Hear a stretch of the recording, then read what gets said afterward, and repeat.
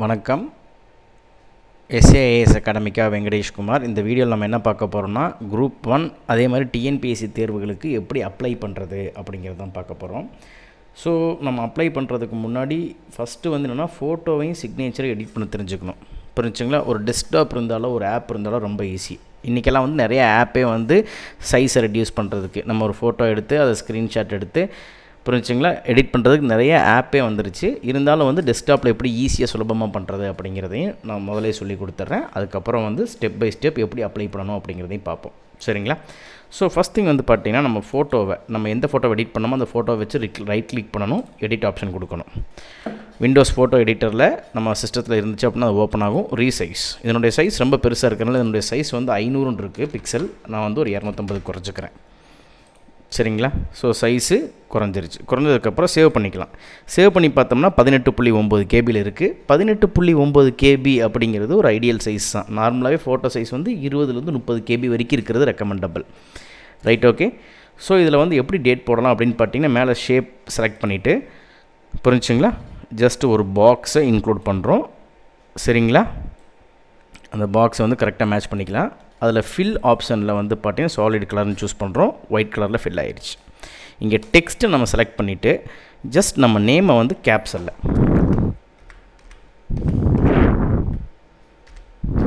புரிஞ்சுங்களா. அடுத்தது இந்த ஃபோட்டோ எடுக்கப்பட்ட தேதி.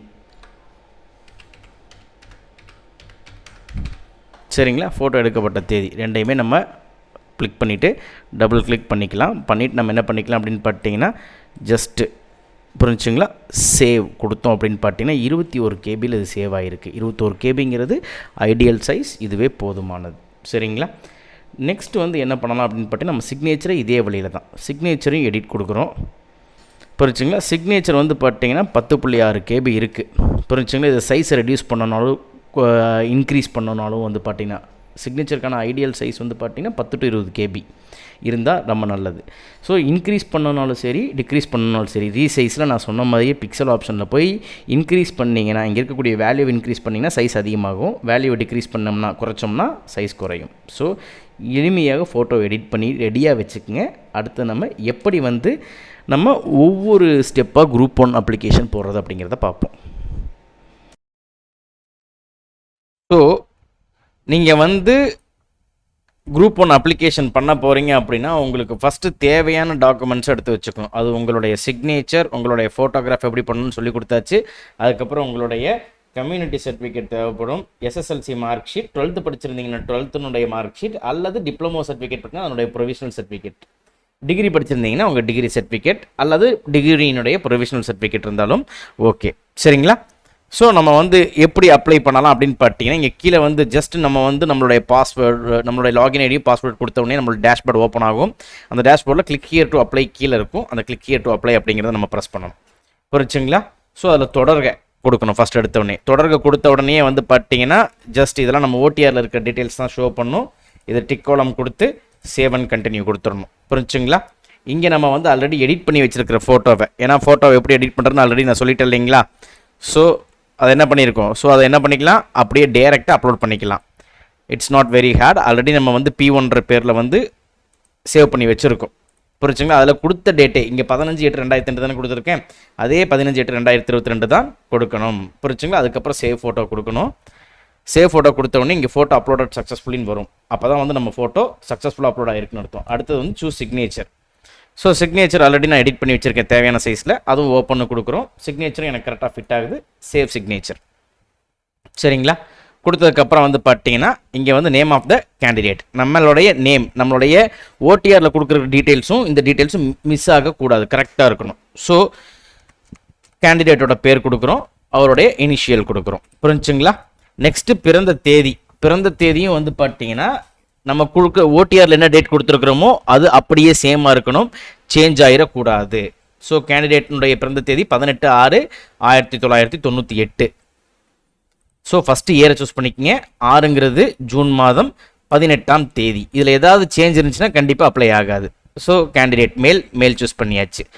வகுப்பு அப்படிங்கிறது நம்ம எந்த வகுப்பை சார்ந்தவர்களோ அந்த வகுப்பை நம்ம செலக்ட் பண்ணிக்கலாம். ஸோ நம்ம நம்ம என்ன கேஸ்ட்டை பிலாங் ஆகிருக்கோமோ அதை அப்படியே என்ன பண்ணிக்கலாம், சூஸ் பண்ணிக்கலாம். சரிங்களா? சேவ் அண்ட் நியூ அடுத்த ப்ரொசீஜருக்கு போயிடுச்சு. ஸோ இந்த இடத்துல இருந்து தான் நம்ம வந்து ஸ்டே பண்ணி வச்சுருக்கக்கூடிய டாக்குமெண்ட்ஸ் யூஸ் ஆகும். சரிங்களா? ஸோ ஜஸ்ட்டு புரிஞ்சுங்களா? இங்கே தேர்வு முடிவு வெளியிடப்பட்ட தேதி. நெக்ஸ்ட் வந்து பார்த்தீங்கன்னா என்ன கேட்டிருக்காங்க, சர்டிஃபிகேட் நம்பர். இதெல்லாம் வந்து ஆட்டோமேட்டிக்காக வந்துருச்சு. அதே மாதிரி தமிழை எடுத்து ஒரு பாடமாக எடுத்து படித்துள்ளீர்களா, தமிழ் ஒரு சப்ஜெக்டாக இருந்துச்சுன்னா எஸ் கொடுத்துக்கணும், தமிழ் சப்ஜெக்ட் இல்லை அப்படின்னா நோ கொடுத்துக்கலாம். ஸோ தேர்வு முடிவு வெளியிடப்பட்ட தேதி அது எங்கே குறிப்பிடப்பட்டிருக்குன்னா என்னுடைய மார்க் ஷீட்டில் வந்து பார்த்தீங்கன்னா கீழே இருக்கும் 23/5/2014. ஸோ அந்த 23/5/2014 என்னுடைய தேர்வு முடிவு வெளியிடப்பட்ட தேதி. புரிச்சுங்களா? அதவே என்ன பண்ணிக்கலாம், சூஸ் பண்ணிக்கலாம். சரிங்களா? இந்த ஓடிஆர் பண்ணுற வீடியோவிலே நான் வந்து பார்த்தீங்கன்னா எங்கெங்கே டேட் இருக்கும், என்னென்ன டேட்டாவை யூஸ் பண்ணணும் அப்படிங்கிறது எல்லாமே நான் உங்களுக்கு சொல்லி கொடுத்துட்டேன். ஸோ இங்கே வந்து திரும்பவும் அதை வந்து ரிப்பீட் பண்ண வேண்டிய அவசியம் கிடையாது. ஸோ நம்ம கேண்டிடேட் வந்து பார்த்தீங்கன்னா ஹையர் செகண்டரி படிக்கல, டிப்ளமோ படிச்சிருக்கார் அப்படின்னா டிப்ளமோ தேர்வு முடிவு வெளியிடப்பட்ட தேதி. சரிங்களா? டிப்ளமோ சர்டிஃபிகேட்டை பொறுத்தளவுக்கு தேர்வு முடிவு வெளியிடப்பட்ட தேதி எங்கே இருக்குன்னா ப்ரொவிஷனல் சர்டிஃபிகேட்டினுடைய லெஃப்ட் கார்னரில் இருக்கும். சரிங்களா? அது எங்கே இருக்குன்னு நான் உங்களுக்கு டினோட் பண்ணி காட்டுறேன். ரைட், பார்த்துட்டிங்கன்னா இந்த கார்னரில் இருக்குது பார்த்தீங்களா, 22 மே 2014. அதுதான் நம்ம இங்கே கொடுக்கணும். சரிங்களா?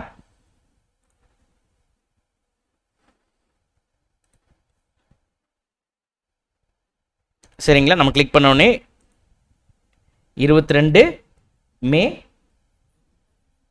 2017. ஸோ அந்த டேட்டை சூஸ் பண்ணிக்கலாம். நெக்ஸ்ட் வந்து பட்டப்படிப்பின் பெயர் என்னதுப்பா, diploma in electrical and electronic engineer நம்மளுடைய கேண்டிடேட். சரிங்களா? ரைட். நெக்ஸ்ட் படித்த காலம் 3 வருடம் டிப்ளமோ. புரிச்சுங்களா? பல்கலைக்கழகம் என்னதுப்பா,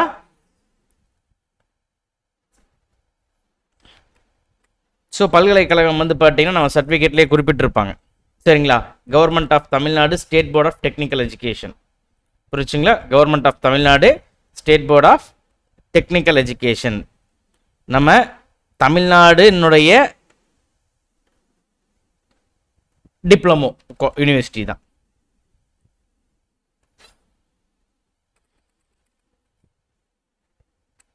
இன்கேஸ் வந்து நம்ம யூனிவர்சிட்டியோட நேம் வந்து இங்கே இல்லை அப்படின்னா வந்து என்ன பண்ணிக்கலாம் அப்படின்னு பார்த்தீங்கன்னா, so we can others choose பண்ணிக்கலாம்.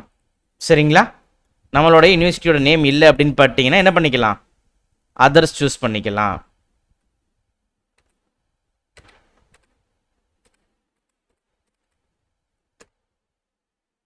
ஸோ அங்கே வந்து நம்ம என்னென்னா தமிழ்நாடு நம்மளோட யூனிவர்சிட்டி பேர் இருக்கு இல்லைங்களா, that is the thing.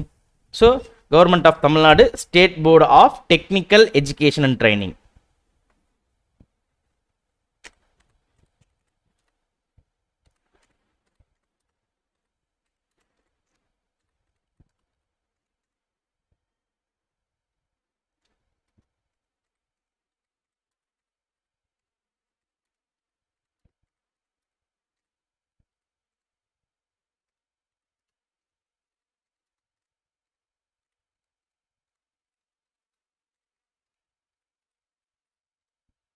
So அவ்வளோதான். சான்றிதழ் எண் வந்து பார்த்தீங்கன்னா சர்டிஃபிகேட்டில் இருக்கக்கூடிய ஃபோலியோ நம்பரையும் கொடுக்கலாம், இல்லாட்டி மேலே சீரியல் நம்பர் இருக்கும்.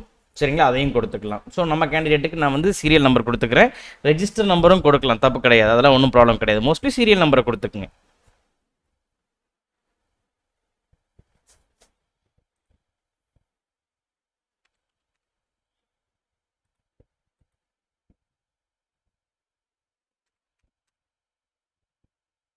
தமிழை ஒரு பாடமாக எடுத்து படித்தீர்களா?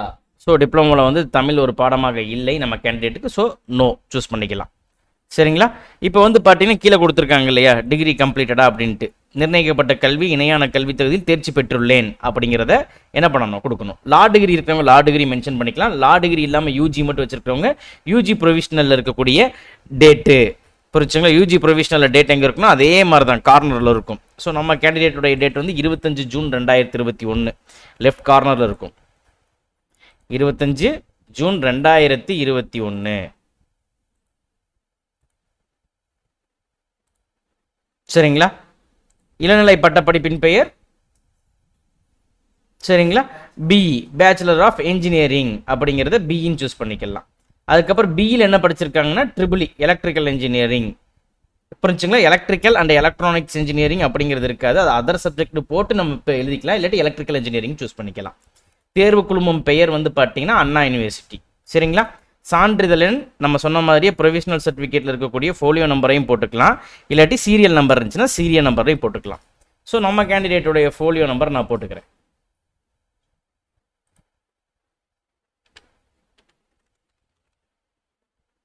சரிங்களா? மோட் ஆஃப் ஸ்டடி அப்படிங்கிறது ரெகுலர். புரிஞ்சுங்களா? தமிழை ஒரு பாடமாக எடுத்து படித்தீர்கள்னா பிஇ கேண்டிடேட், அப்படின்னா வந்து தமிழ் இல்லை. சரிங்களா? இப்போ நம்ம வந்து கல்வி தகுதி வந்து கொடுத்தாச்சு. அதுக்கடுத்து என்ன பண்ணோம் அப்படின்னு பார்த்தீங்கன்னா, ஏதாவது நேஷனல் அவார்டு இருக்கான்னு கேட்டிருக்காங்க. எந்த நேஷனல் அவார்டு நம்ம கேண்டிடேட்டுக்கு இல்லாதனால நோ. நம்ம கேண்டிடேட்னுடைய ஹைட் சென்டிமீட்டர் 179 கொடுத்துருக்குறோம். புரிஞ்சுங்களா?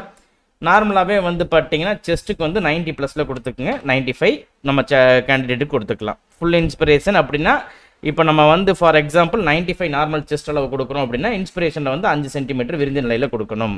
புரிச்சுங்களா? ரைட். டிஃப்ரென்ஸ் வந்து பார்த்தீங்கன்னா 5 சென்டிமீட்டர் மினிமம் இருக்கணும். ஓகேங்களா? மற்றபடி வேறு பெரிய பிரச்சனைகள் எதுவும் கிடையாது. ஸோ சேவ் அண்ட் கண்டினியூ கொடுத்துட்டிங்கன்னா சேவ் ஆயிரும். சரிங்களா? மாற்றுத்திறனாளியான்னு கேட்டிருக்காங்க. நோ, நம்ம கேண்டிடேட் வந்து மாற்றுத்திறனாளி கிடையாது. சரிங்களா? நெக்ஸ்ட் வந்து தமிழ் எலிஜிபிலிட்டி டெஸ்ட்டு, ஏன்னா மாற்றுத்திறனாளிகளுக்கு வந்து தமிழ் எலிஜிபிலிட்டி டெஸ்ட்லேருந்து எக்ஸப்ஷன் இருக்குது. ஸோ அதுவும் கேட்டிருக்காங்க. நோ, இல்லை.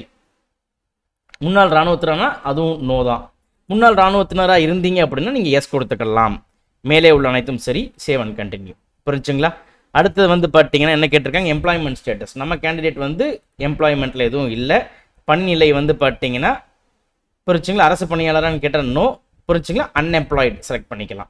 பணிநிலையில் இருக்கிறவங்க பணிநிலையில் இருக்குன்னு போட்டிருக்கலாம். ப்ரைவேட் ஜாபில் இருக்கிறவங்க அன்எம்ப்ளாய்டை செலக்ட் பண்ணிக்கலாம். டிஸ்குவாலிஃபிகேஷன் ஏதாவது இருக்குன்னு கேட்டிருக்காங்க. நோ. புரிஞ்சுங்களா? இது எல்லாருமே வந்து மோஸ்ட்லி நோ தான் கொடுக்கணும், நோ தான் இருக்கும். குற்றவியல் வழக்கு இல்லை. நிர்ணயிக்கப்பட்ட உடல் தகுதி இருக்கான்னு கேட்டால் எஸ் கொடுக்கணும். புரிஞ்சுங்களா? அறிவிப்பின்படி நிர்ணயிக்கப்பட்ட பார்வை திறனும் எஸ் இருக்கிறது. நீங்கள் ஒன்றுக்கும் மேற்பட்ட உயிருடன் இருக்கும் துணைவியை கொண்டுள்ளீர்களா அப்படின்னு கேட்டால் நம்ம கேண்டிடேட் வந்து அன்மேரிட், அதனால நோ. புரிஞ்சுங்களா? இதுவுமே வந்து நோ தான் கொடுக்கணும். மேலே உள்ள அனைத்தும் சரி. Save and continue. ஸோ அடுத்த ப்ரொசீஜர் போயிடுச்சு.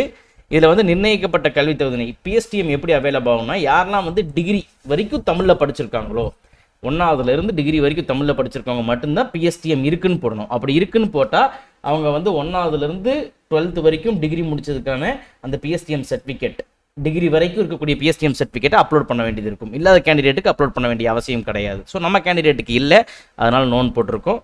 மேலே உள்ள விவரங்கள் யாவும் சரியாக உள்ளன. சேவ் அண்ட் ப்ரொசீட் அப்படின்னு கொடுத்துட்டோம். To you have experience in industrial personal training கேட்டிருக்காங்க. நம்ம கேண்டிடேட்டுக்கு அந்த எக்ஸ்பீரியன்ஸ் கிடையாது, மோஸ்ட் ஆஃப் த கேண்டிடேட்டுக்கு இருக்காது. அதனால் நோன் போட்டுக்கலாம். இருக்கிற கேண்டிடேட் எஸ்ன்னு போட்டுக்கலாம். சரிங்களா? தேர்வு மையம் கேட்டிருக்காங்க. நம்ம கேண்டிடேட் கோயம்புத்தூர் தேர்வு எழுத விரும்புறதுனால ஃபஸ்ட்டு கோயம்புத்தூர் சூஸ் பண்ணிக்கிறேன். செகண்ட், கோயம்புத்தூருக்கு பக்கத்தில் திருப்பூர் இருக்கிறனால செகண்ட் சென்டர் வந்து பார்த்தீங்கன்னா திருப்பூர் போட்டிருக்கேன். நார்மலாகவே வந்து பார்த்தீங்கன்னா நம்ம ஃபஸ்ட்டு என்ன போடுறோமோ, புரிச்சுங்களா, ஃபஸ்ட்டு ப்ரிஃபரன்ஸில் நம்ம வந்து என்ன டிஸ்ட்ரிக்ட் போடுறோமோ அதே டிஸ்ட்ரிக்ட்லேயே நம்மளுக்கு தேர்வு மையம் கிடைத்தணும். Don't worry. ஸோ மெயின்ஸை பொறுத்தளவுக்கு சென்னை மட்டும் தான் சென்டர். எல்லாருமே சென்னை மட்டும் தான் சூஸ் பண்ணி ஆகணும். சென்னைக்கு மெயின்ஸ் எழுத போகணும். மேலே உள்ள விவரங்கள் எல்லாமே சரி அப்படின்னு கொடுத்தாச்சு. Save and continue. சரிங்களா? ஸோ அதுக்கப்புறம் வந்து பார்த்தீங்கன்னா என்ன கேட்டிருக்காங்க, combined civil service exam upload file to be less than 200 KB. இது வந்து என்னென்னா என்னென்ன ஃபைல்ஸ் வந்து ஏதாவது வேறு ஏதாவது அப்லோட் டாக்குமெண்ட்ஸ் தேவையா அப்படின்னு கேட்டிருக்காங்க. நம்மளுக்கு எந்த டாக்குமெண்ட்ஸும் தேவை கிடையாது. பிஎஸ்டிஎம் இருக்கிறவங்களுக்கு பிஎஸ்டிஎம் கொடுக்கணும். இங்கே பிஎஸ்டிஎம் இல்லை. ஸோ அதனால் வந்து நம்ம நோ கொடுத்தாச்சு. நம்மளுடைய அப்ளிகேஷனை சரிபார்க்க சொல்லுது. சரி பார்த்ததில் எல்லாமே சரி. அதனால் வந்து பார்த்தீங்கன்னா எல்லாத்துக்குமே இங்கே ஓகே டிக் கொடுக்கணும். ஸோ ஒரு அப்ளிகேஷன் பண்ணுறதுக்கு அப்படிங்கிறது வந்து பார்த்தீங்கன்னா 5 நிமிடத்திற்கும் குறைவான நேரம் தான் எடுக்கும். இன்டர்நெட் ஸ்பீட் நல்லா இருந்துச்சு அப்படின்னா. புரிச்சுங்களா? இதை நம்ம ஃபோனில் இருந்தும் பண்ண முடியும், ஒரு டெஸ்க்டாப் மூலமாக ஒரு கம்ப்யூட்டர் மூலமாகவும் எளிமையாக பண்ணிக்க முடியும். சரிங்களா? இது ஒரு கடினமான வேலை கிடையாது. இதற்கு வந்து நீங்கள் சர்வீஸ் சென்டர்லாம் போயிட்டு புரிஞ்சுங்களா நிறைய பணம் கொடுக்க வேண்டிய அவசியம் கிடையாது. இது மிகவும் எளிமை. சரிங்களா? நிறைய பேர் வந்து எப்படி அப்ளிகேஷன் போடணும் அப்படின்னு கேட்டிருந்தீங்க. ஸோ அதை வந்து நான் வந்து உங்களுடைய ஃபைனல் அக்ரிமெண்ட்காக தான் இதை நான் வந்து கொடுத்துருக்கேன். ஐ அக்ரி, ஃபைனல் சப்மிட் சரின்னு கொடுத்தாச்சு. நெக்ஸ்ட் வந்து பார்த்தீங்கன்னா டெக்ளரேஷன், நான் கொடுத்த தகவல்கள் எல்லாமே உண்மையான்னு கேட்டிருக்காங்க. எஸ், எல்லாமே உண்மை தான். ஐ கன்ஃபார்ம் கொடுத்துட்டு ஃபைனல் சப்மிஷனுக்கு நம்ம போயாச்சு. புரிஞ்சுங்களா? ஃபைனல் சப்மிஷனில் வந்து பார்த்தீங்கன்னா ஏன் ஃபீஸ் செக்ஷன் வரல அப்படின்னா, நம்ம கேண்டிடேட்டை பொறுத்தளவுக்கு 3 அட்டெம்ப்ட் ஃப்ரீ. சரிங்களா? அதனால் வந்து பார்த்தீங்கன்னா கேண்டிடேட்டுக்கு வந்து ஃபீஸ் வந்து எக்ஸப்ஷன் எஸ் கொடுத்தனால எந்த ஒரு ஃபீஸும் கொடுக்க வேண்டிய அவசியம் கிடையாது. ஸோ அப்ளிகேஷன் சப்மிட்டட் சக்ஸஸ்ஃபுல்லி அப்படிங்கிறது உங்களுடைய ஸ்க்ரீனில் தெரிஞ்சிருக்கும். இங்கே டவுன்லோட் யுவர் அப்ளிகேஷன் ஃபார்ம் அப்படின்னு இருக்கு இல்லைங்களா, டவுன்லோட் பண்ணி வச்சுக்கலாம். இதை எப்படி சேவ் பண்ணலாம் அப்படின்னா டேரெக்டாக பிரிண்ட் எடுத்துக்கலாம். இல்லாட்டி வந்து என்ன பண்ணிக்கலாம், டேரெக்டாக வந்து பிரிண்ட்டுங்கிற ஆப்ஷனை கொடுத்து நம்ம என்ன பண்ணிக்கலாம், சேவ் ஆஸ் பிடிஎஃப் கொடுத்து சேவ் பண்ணி வச்சுக்கலாம். சரிங்களா? எல்லாருமே அவங்களுடைய அப்ளிகேஷனை சேவ் பண்ணி வச்சுக்கோங்க. அல்லது இந்த அப்ளிகேஷன் சேவ் பண்ணாமல் விட்டீங்கன்னா பதட்டப்பட வேண்டிய அவசியம் கிடையாது. இந்த அப்ளிகேஷனை எப்போ வேணால் நம்ம டேஷ்போர்ட்லேருந்து என்ன பண்ணிக்கலாம், டவுன்லோட் பண்ணிக்கலாம். இந்த வீடியோ உங்களுக்கு ரொம்ப யூஸ்ஃபுல்லாக இருந்திருக்கும்னு நினைக்கிறேன். இன்னி ஒரு வீடியோவில் நம்ம மீண்டும் பார்ப்போம். Thank you very much.